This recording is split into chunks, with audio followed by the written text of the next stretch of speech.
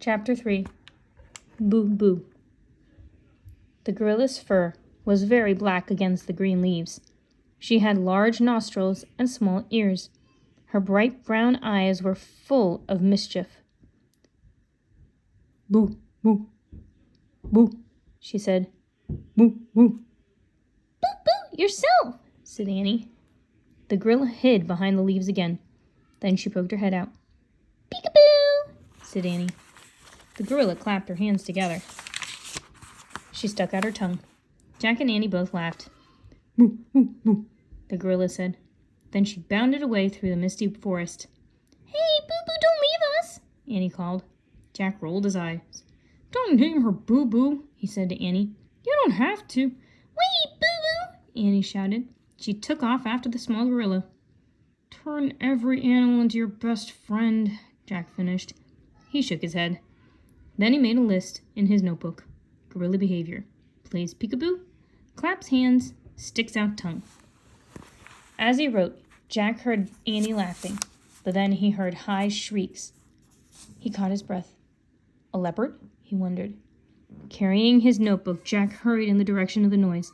He found Annie and the small gorilla perched in 2 trees. "What's wrong?" said Jack, standing beneath the trees. "Nothing," called Annie. "We're just playing." The small gorilla screeched again. Then she scratched her head and hiccuped. Annie screeched too.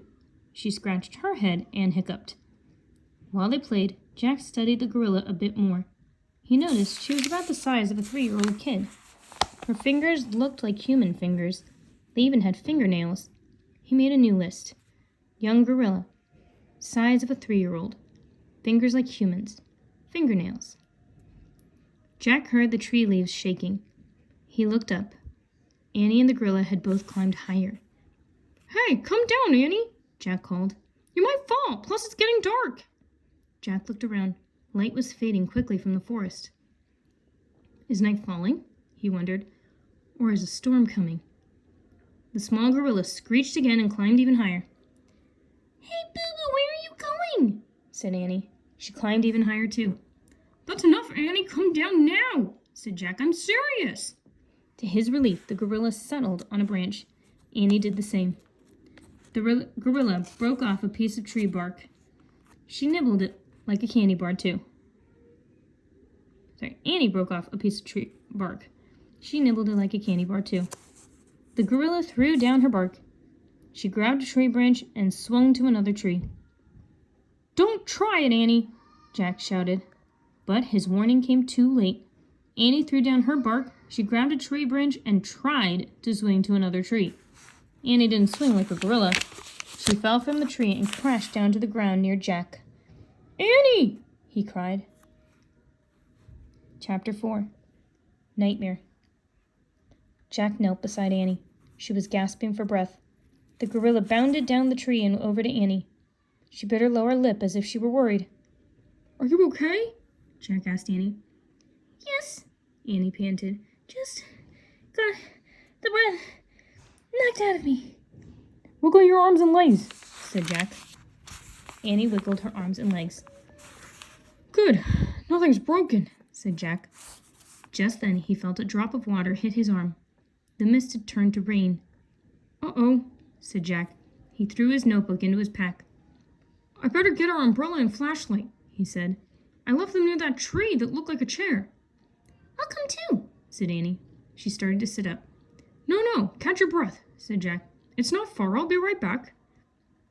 He took off his jacket and draped it over her. "This'll help you stay dry," he said. He pulled on his pack and stood up. The gorilla screeched. "Stay with Annie," said Jack. Then he dashed back through the cloud forest. He looked for the fat tree with the wide limbs padded with moss. As he peered through the growing darkness, Jack saw many fat trees. He saw many limbs padded with moss. Soon he could hardly see trees at all. He realized that both a storm and night had come to the forest. Forget the umbrella and flashlight, he thought. It was more important to get back to Annie before it was too dark. They could wait together for daylight. As Jack started back to Annie, he could hardly see. He didn't know which way to go. "Annie! Boo-Boo!" he shouted. He felt silly shouting boo-boo. but he didn't know what else to call the small gorilla. Jack put out his hands. He moved slowly through the dark, rainy forest. He kept calling for Annie and Boo Boo.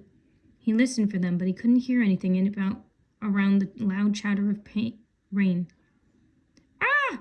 He shouted. He had run into something that felt like a ball of spider webs. As he jumped back, he slipped and fell in the mud.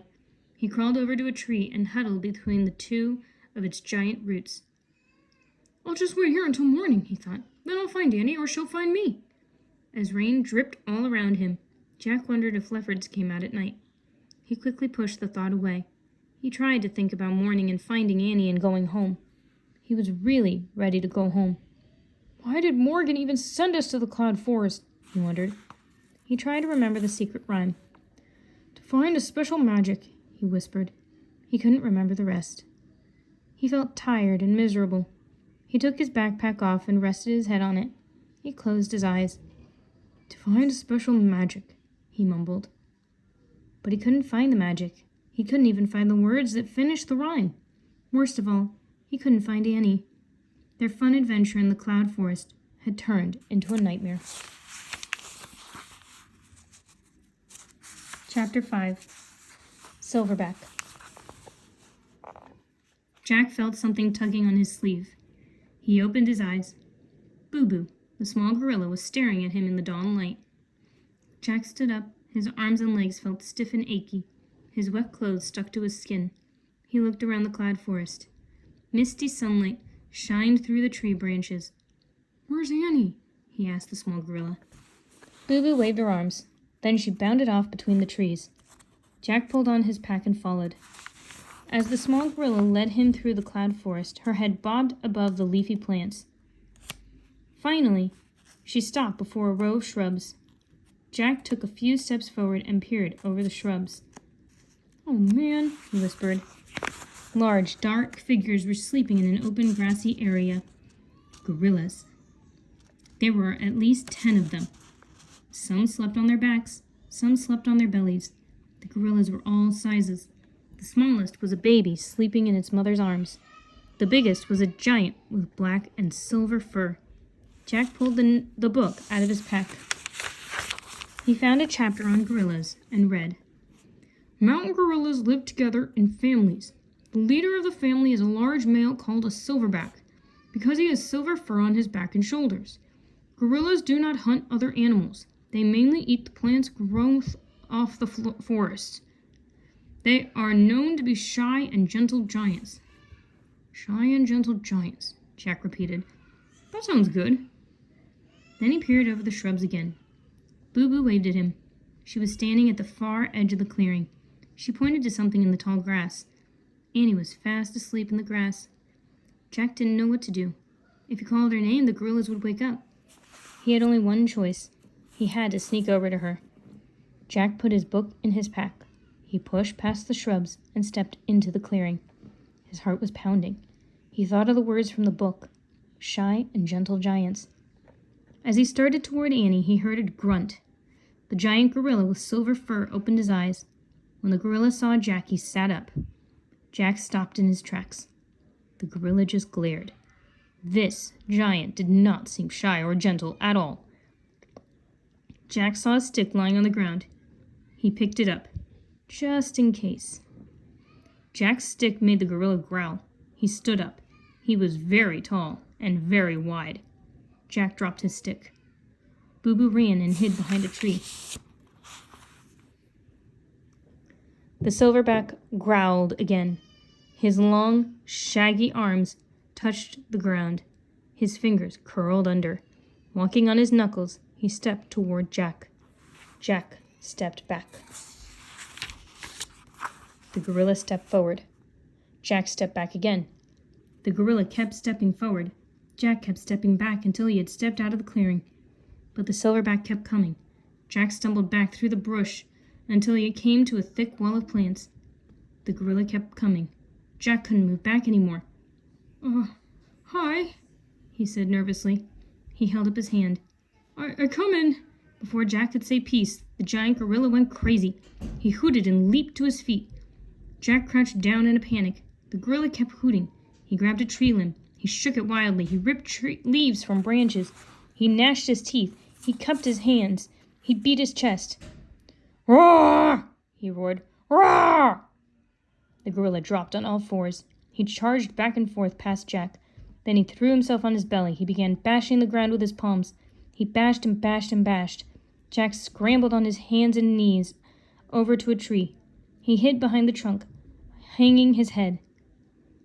He waited for the maniac gorilla to find him and tear him to pieces.